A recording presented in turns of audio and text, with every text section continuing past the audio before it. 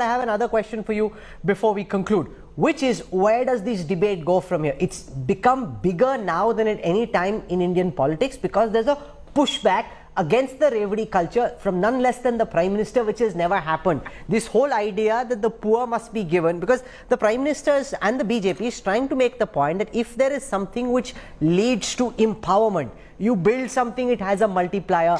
Those are the kind of welfare schemes we should be investing in, rather than just subsidies which take care of your immediate requirement but don't build any capacity, whether it is physical capacity or technical capacity or intellectual capacity or ability to work in the future. That's the differentiation the Prime Minister is trying to draw, which is crucial for the government and for Indian politics at this juncture.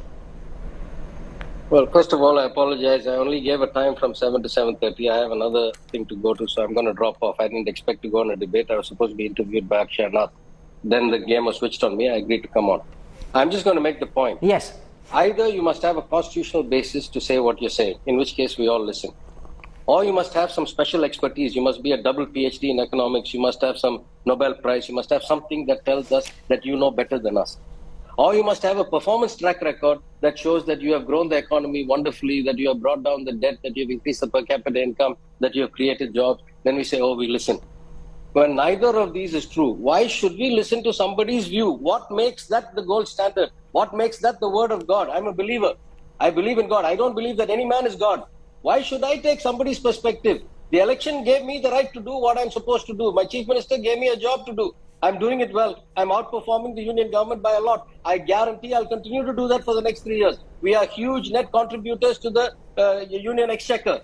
Huge. 1 rupee goes from us. We hardly get 35, 33 paisa back. What more is it you want me to do? Why should I listen? On what basis? Do you have a constitutional basis? No.